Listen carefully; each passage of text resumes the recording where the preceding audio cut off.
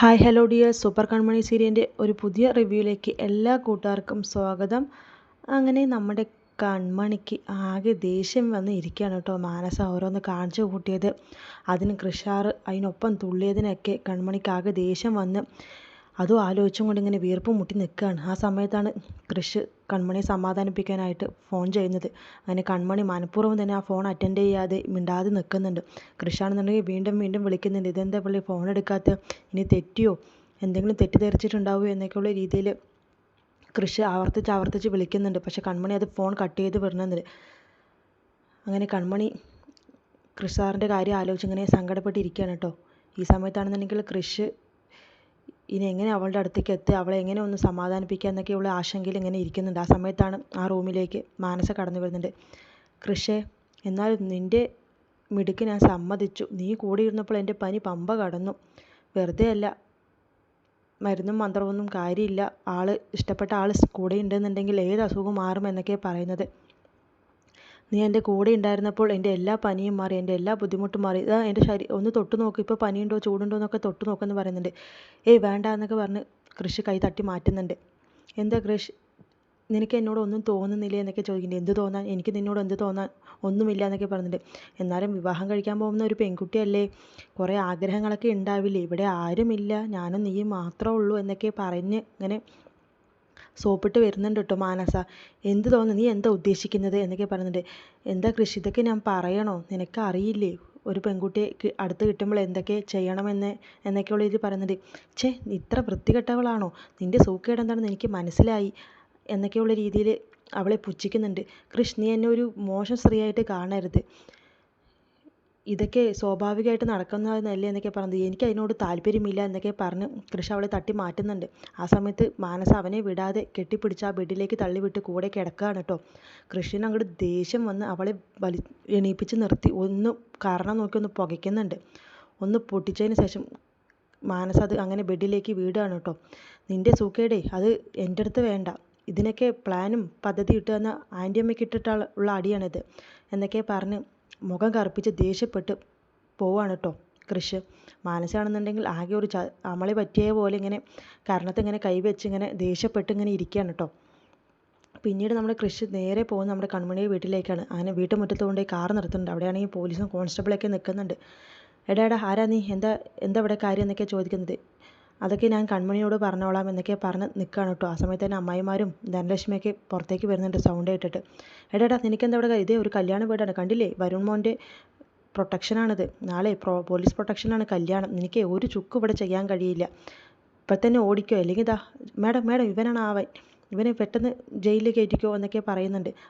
അത് പറയാൻ നീ ആരാ, ഇവൻ ആരാന്നൊക്കെ ചോദിക്കുന്നുണ്ട്. ഇവനാണ് കൺമണിയെ കൊണ്ടുപോകണമെന്ന് പറഞ്ഞ് നിൽക്കുന്നവൻ, വരുണിനെ ഭീഷണിപ്പെടുത്തിയവൻ എന്നൊക്കെ പറയുന്നത്. എന്തായാലും കൺമണി വരട്ടെ, കൺമണി തീരുമാനിക്കട്ടെ ഇവനെ അറസ്റ്റ് ചെയ്യണോ വേണ്ടയോ എന്നുള്ളത്. അല്ലാതെ വെറുതെ ഒരു വിവരവും ബോധവും ഇല്ലാതെ അറസ്റ്റ് ചെയ്യാനൊന്നും പറ്റില്ല. അതൊക്കെ കുറേ നിയമങ്ങളുണ്ട്. ആ കുട്ടി 18 വയസ്സായ കുട്ടിയല്ലേ, അപ്പോൾ ആ കുട്ടീൻ്റെ ഇഷ്ടം ചോദിക്കണം. ആ കൺമണിയെ വിളിക്കുന്നൊക്കെ പറയുന്നുണ്ട്. മേഡം അതിൻ്റെ ഒന്നും ആവശ്യമില്ല എന്നൊക്കെ പറഞ്ഞ് ധനലക്ഷ്മി ഇങ്ങനെ പറഞ്ഞു. നീ മിണ്ടാതിരിക്കുക എന്നൊക്കെയുള്ള രീതിയിൽ പറയുന്നുണ്ട്. അങ്ങനെ കൺമണി വേഗം തന്നെ ഇരുന്നുണ്ട് ഈ സൗണ്ടൊക്കെ കേട്ടിട്ട്. അങ്ങനെ വത്സല ചോദിക്കുന്നുണ്ട്, എടി നിനക്ക് ഇവനെ ഇഷ്ടമാണോ, നീ ഇവൻ്റെ കൂടെ പോകാൻ നിൽക്കുകയാണോ എന്നൊക്കെ ചോദിക്കുന്നുണ്ട്. കൺമണി അതൊന്നും കേട്ട് ഒന്നും മിണ്ടുന്നില്ല. കാരണം കൃഷ്ണനോടുള്ള ഒരു ദേഷ്യം കൊണ്ട് ഒന്നും മിണ്ടാതെ നിൽക്കുന്നുണ്ട്. മേഡം ഞാൻ സംസാരിച്ചോളാം അവളോട്, ഇവിടെ നിന്ന് സംസാരിച്ചാൽ ശരിയാവില്ല, മാറി നിന്ന് സംസാരിക്കാമെന്ന് പറഞ്ഞ് കൺമണിയെ കൈ പിടിച്ച് വലിച്ചുകൊണ്ട് പോയി മാറി നിന്ന് സംസാരിക്കുന്നത്. ഇത് കണ്ട് ധനലക്ഷ്മി, മേഡം എന്താ കയ്യിലും ശരീരത്തിലൊക്കെ പിടിക്കുന്നു, അവനെ അറസ്റ്റ് ചെയ്യുക എന്നൊക്കെ പറയുന്നുണ്ട്. അവൾക്കില്ലാത്ത പരാതി നിനക്കെന്തിനാ, ആ കൺമണി കൂടെ പോയില്ലേ, പിന്നെ നിനക്കെന്താ പരാതി എന്നൊക്കെയുള്ള രീതിയിൽ ധനലക്ഷ്മിയുടെ വായ അടപ്പിക്കുന്നുണ്ട്. അങ്ങനെ കൃഷ് കൺമണിയോട് പോയി, എന്താ നിനക്ക് പറ്റി, നീ എന്താ ഫോൺ എടുക്കാത്ത എന്നൊക്കെ ചോദിച്ചു. ഞാൻ എന്തിനാ ഫോൺ എടുക്കേണ്ട ആവശ്യം, ആ മാനസ കാണിച്ചു കൂട്ടുന്നൊക്കെ ഓരോന്ന് കാണാനും കേൾക്കാനും വേണ്ടിയിട്ടോ, എനിക്ക് അതിന് താല്പര്യമില്ല എന്നൊക്കെ പറഞ്ഞത്. നീ കുട്ടിയാണോ, ഇതൊന്നും മനസ്സിലാക്കാനുള്ള ബോധമില്ല നിനക്ക്. ആ മാനസ അവിടെ ഒരു പ്രശ്നക്കാരിയായിട്ട് നിൽക്കുകയാണ്. അവളെ ഒന്ന് സോപ്പിട്ട് പതപ്പിച്ച് നിർത്താൻ വേണ്ടിയിട്ടാണ്, അല്ലെങ്കിൽ അവൾ ഇവിടെ ആകെ പ്രശ്നമാക്കും. അതുകൊണ്ട് ഞാൻ അവളുടെ താളത്തിനൊത്ത് കുറച്ച് നേരമെങ്കിലും തുള്ളി നിന്നത്. പക്ഷേ അവളുടെ സൂക്കേട് വേറെയാണ്, ഞാൻ അതിന് നിന്ന് കൊടുത്തില്ല, ഞാൻ കരണം നോക്കി ഒന്ന് പൊട്ടിച്ചിട്ട് അങ്ങോട്ടേക്ക് വന്നത് എന്നൊക്കെ കൺമണിയോട് പറയുന്നുണ്ട്. അത് കേട്ട് കൺമണിക്ക് കുറച്ച് ആശ്വാസമാവുന്നുണ്ട്. ഞാൻ എന്ത് ചെയ്യാനാ സാർ, എനിക്ക് ഈ അവസ്ഥയിൽ അതും കൂടെ കാണുകയും കേൾക്കുകയും ചെയ്തപ്പോൾ എനിക്ക് ആകെ നിക്കക്കളി ഇല്ലാതായി എന്നൊക്കെയുള്ള രീതിയിൽ പറയാൻ കേട്ടോ. കൺമണി നീ ഇപ്പം തന്നെ എൻ്റെ കൂടെ വാ, നമുക്ക് പോവാം എന്ന് പറയും. എങ്ങോട്ട് സാർ? എവിടേക്ക് പോകാനാണ് സാർ പറയുന്നതൊക്കെ ചോദിക്കുന്നത്. എവിടേക്കാണെന്നൊന്നും അറിയില്ല, പക്ഷേ നമ്മൾ പോയേ പറ്റൂ. ആ വരുണും മാനസയും പ്രശ്നം ഉണ്ടാക്കുന്നതിന് മുമ്പ് നമുക്ക് എവിടെയെങ്കിലും പോയി എത്തിപ്പെടണം, അല്ലെങ്കിൽ എല്ലാ കാര്യങ്ങളും കൈവിട്ട് പോകും, പിന്നെ നമ്മൾ വിചാരിക്കുന്നിടത്തൊന്നും നിൽക്കില്ല എന്നൊക്കെ പറയുന്നുണ്ട്. പക്ഷേ ഞാൻ പോയാൽ എൻ്റെ അച്ഛൻ ആ സമയം തന്നെ അറ്റാക്ക് വന്ന് മരിക്കും, അച്ഛൻ ഇതൊന്നും താങ്ങാൻ പറ്റില്ല എന്നൊക്കെ പറയുന്നുണ്ട്. എങ്കിൽ നമുക്ക് അച്ഛനെയും കൂട്ടാം, നമുക്ക് 3 പേർക്കും കൂടെ പോകാമെന്നൊക്കെ പറഞ്ഞു. പക്ഷേ സാർ അതൊന്നും നടക്കില്ല, കാരണം ഞാൻ ഇവിടെ നിന്ന് ഇറങ്ങിയെന്ന് പറഞ്ഞാൽ അച്ഛനെ ആ വരുണും കൂട്ടുകാരും ചേർന്ന് മാനസികമായിട്ടും ശാരീരികമായിട്ടും പീഡിപ്പിക്കും, പിന്നെ ആ മുതലിൻ്റെ കാര്യവും പറഞ്ഞ് ഭീഷണിപ്പെടുത്തും. എനിക്ക് വയ്യ, എനിക്കിപ്പോൾ അച്ഛനെ വിട്ട് വരാൻ പറ്റില്ല എന്നൊക്കെ പറഞ്ഞ് ഇങ്ങനെ മടിച്ച് നിൽക്കുന്നുണ്ട്. പിന്നെന്താ ചെയ്യേണ്ടത് കൺമണി? നീ തന്നെ ഒരു തീരുമാനം എടുക്ക്. നീ ഇങ്ങനെ അങ്ങോട്ടും ഇങ്ങോട്ടും ഇല്ലാതെ നിന്ന് ഞാൻ എന്ത് പറയാനാണ്? ഞാൻ അതിന് വേണ്ടിയല്ലേ ഇപ്പോൾ ധൃതിയിൽ ഓടി വന്നത് എന്നൊക്കെ പറയുന്നുണ്ട്. സാർ എനിക്ക് പറ്റില്ല, എനിക്ക് ഈ അവസ്ഥയിൽ എനിക്ക് വരാൻ പറ്റില്ല, എൻ്റെ അച്ഛനെ ഞാൻ തന്നെ കൊല്ലുന്നത് പോലെയായിരിക്കും എന്നൊക്കെ പറയാണ്. ശരി, എന്നാൽ ഞാൻ ആ വരുണിനെ പോയി കാണട്ടെ, വരുണിൻ്റെ കാല് പിടിച്ചിട്ടാണെങ്കിലും ഈ കല്യാണത്തിൽ നിന്ന് പിന്മാറാൻ പറഞ്ഞ് നിന്നെ എനിക്ക് തരാനായിട്ട് ഞാൻ പറയട്ടെ, ഞാൻ പോട്ടെ എന്നൊക്കെ ചോദിക്കുന്നുണ്ട്. ഒന്നും മിണ്ടാതെ കൺമണി ഇങ്ങനെ കരഞ്ഞുകൊണ്ട് നിൽക്കുകയാണ് കേട്ടോ. ശരി കൺമണി, ഞാൻ അത് ചെയ്യാം, എന്തായാലും വരുണിൻ്റെ കാല് പിടിക്കാൻ ഞാൻ തരാം, എനിക്ക് നിന്നെ എനിക്ക് കിട്ടിയാൽ മതി, അതിന് ഞാൻ ആരുടെ മുന്നിലും തലകുനിച്ച് നിൽക്കാനും കാല് പിടിക്കാനും ഞാൻ തയ്യാറാണെന്നൊക്കെ പറഞ്ഞ് കൺമണി നീ റെഡിയായി ഇരുന്നോ, നീ ഒരുങ്ങിയിരുന്നോ, ഞാൻ നിന്നെ കൊണ്ടേ പോവുള്ളൂ, അത് വരുണിൻ്റെ സമ്മതത്തോടു കൂടി തന്നെ ഞാൻ വരും, അവൻ്റെ ക്യാഷും കാര്യങ്ങളൊക്കെ ഞാൻ സെറ്റിൽ ചെയ്തോളാം, അതിന് എത്ര കോടിയാണെങ്കിലും വേണ്ടില്ല എന്നൊക്കെ പറഞ്ഞ് തിരിച്ചു പോകുന്നുണ്ട്. ആ സമയത്ത് കൺമണി കൂട്ടാതെ പോകുന്നുണ്ട് ധനലക്ഷ്മിക്ക് ഭയങ്കര സന്തോഷമാവുന്നുണ്ട്. ഇവൻ പോലീസിനെ പേടിച്ച് ഓടിക്കളഞ്ഞു, ഇനി ഇവൻ എന്തായാലും ഉണ്ടാവില്ല, അപ്പം നാളെ ഗംഭീരമായിട്ടുള്ള കല്യാണം തന്നെ ആയിരിക്കും, ഇനി ഒന്നും പേടിക്കാനിലേക്ക് എന്നുള്ള രീതിയിൽ ഇങ്ങനെ ആശ്വസിച്ച് നിൽക്കുകയാണ് കേട്ടോ. ഈ സമയത്ത് കൺമണി ഇങ്ങനെ പൊട്ടി കരയുന്നുണ്ട് ഗോപുവിനെ കെട്ടിപ്പിടിച്ചിട്ട്. ഇനിയിപ്പോൾ എന്താവും എങ്ങനെയാവുമെന്നൊന്നും ഒരു പിടിയില്ലാതെ അങ്ങനെ നേരെ തന്നെ വരുണിൻ്റെ അച്ഛനും പാടെ ഒരു പാർട്ടി നടത്താനുള്ള ഒരു ഓഡിറ്റോറിയം തിരഞ്ഞു പോവുകയാണ്. ആ സമയത്ത് കൃഷ് വരുൺ എനിക്കൊന്ന് നിന്നോട് സംസാരിക്കണമെന്ന് പറഞ്ഞ് പോകുന്നുണ്ട്. എനിക്കൊന്നും നിന്നോട് സംസാരിക്കാനില്ല, ഞങ്ങളിവിടെ പാർട്ടി അറേഞ്ച് ചെയ്യാനുള്ള ഓഡിറ്റോറിയം അന്വേഷിച്ച് നടക്കുക, ഇതിനൊന്നും എനിക്ക് സമയമില്ല എന്നൊക്കെ പറഞ്ഞു. വരുൺ പ്ലീസ് എനിക്ക് ഒരു 2 മിനിറ്റ് സംസാരിച്ചാൽ മതി എന്നൊക്കെ പറഞ്ഞിങ്ങനെ ദയോ പോലെ ഇങ്ങനെ പറയുന്നത് കേട്ട് വരുൺ അച്ഛനോട് പറയുന്നുണ്ട്, ഇവനിത്തിരി മര്യാദക്കാരനായി തോന്നുന്നു എന്നൊക്കെ പറഞ്ഞ്, എനിക്കെന്താടാ കാര്യം, നീ എന്നെ തല്ലുന്നില്ലടാ, നീ എന്നെ കുറേ ഭീഷണിപ്പെടുത്തിയതാണല്ലോ, ഇപ്പം എന്താടാ നീ നിൻ്റെ പത്തി മടങ്ങിയോ എന്നൊക്കെയുള്ള രീതിയിൽ ഇങ്ങനെ കൃഷിനെ ഇങ്ങനെ തട്ടിക്കയറി പോകുന്നുണ്ട്. വേണ്ട വരും, ഞാൻ അത് അപ്പോഴത്തെ ഒരു ദേഷ്യത്തിന് പറഞ്ഞു പോയതാണ്, ഇനി ഞാൻ അതൊന്നും ആവർത്തിക്കില്ല, നീ വേണമെങ്കിൽ അന്ന് തല്ലിയതിനെ എന്നെ തിരിച്ചു തല്ലിക്കോ എന്നൊക്കെയുള്ള രീതിയിൽ കൃഷി വീണ്ടും പറയുന്നുണ്ട്.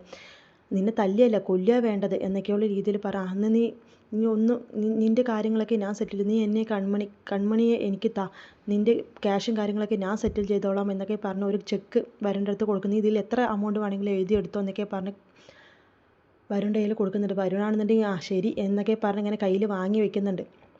അത് കണ്ട് കൃഷിന് ഒരുപാട് സന്തോഷമാവുന്നുണ്ട്. ഇനിയിപ്പോൾ കൺമണി എനിക്ക് തന്നെ തരുമായിരിക്കും എന്നൊക്കെയുള്ള ഇതിൽ. പക്ഷേ ആ നിമിഷം തന്നെ വരുൺ അത് ദേഷ്യത്തോടു കൂടി ആ ചെക്ക് അങ്ങനെ കീറി നമ്മുടെ കൃഷിൻ്റെ മുഖത്തേക്ക് വലിച്ചെറിയുന്നുണ്ട്. എന്താടാ നീ എന്നെ കരുതിയത്, ഇത് തന്നെ എന്നെ മയക്കാമെന്ന് കരുതിയോ? ഞാൻ എൻ്റെ വാശിക്ക് വേണ്ടി നടത്തുന്ന കല്യാണം, അല്ലാതെ അവളിനെ ഇഷ്ടമായിട്ടൊന്നുമല്ല.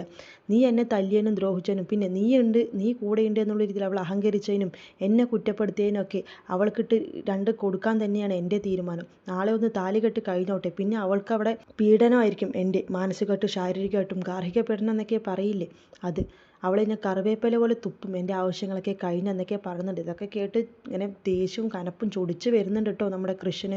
കൈ ഇങ്ങനെ തരിച്ച് കൈപ്പത്തി ഇങ്ങനെ മടക്കി നിൽക്കുന്നുണ്ട്. പക്ഷെ ഒന്നും ഇനി എന്തെങ്കിലും അടിക്കോ എന്തെങ്കിലും ചെയ്താൽ അവൻ വീണ്ടും പ്രശ്നം ഉണ്ടാക്കുമെന്നുള്ള രീതിയിൽ കൃഷി അതൊക്കെ മനസ്സിലിങ്ങനെ ഒതുക്കി പിടിച്ച് നിൽക്കുന്നുണ്ട്. എടാ നിൻ്റെ ഒരു ഇതും ഇവിടെ നടക്കാൻ പോകുന്നില്ല, ആ അനിരുദ്ധേ ചില്ലറക്കാരനൊന്നുമല്ല, നീ ആ പോലീസുകാരനെ കണ്ടില്ലേ, പ്രൊട്ടക്ഷനോടുകൂടിയാണ് നടക്കുന്നത്, എനിക്ക് അവിടെ കാല് കുത്താൻ പറ്റില്ല നാളെ, എന്തായാലും നീ ഞങ്ങളുടെ കല്യാണം ഒന്ന് കണ്ടു നോക്കുക എന്നൊക്കെയുള്ള രീതിയിൽ ഇനി നിൻ്റെ ഒരു സാവകാശവും ഞങ്ങൾക്ക് വേണ്ട, ഞാൻ തന്നെ കൺമണിയെ കെട്ടും എന്നൊക്കെ പറഞ്ഞ് മുഖത്തടിച്ച പോലെ പറഞ്ഞു പോവാൻ കേട്ടോ വരുൺ. ഇതൊക്കെ കേട്ട് നിസ്സഹായ അവസ്ഥയിൽ കൃഷി ഇങ്ങനെ നിൽക്കുന്നുണ്ട്.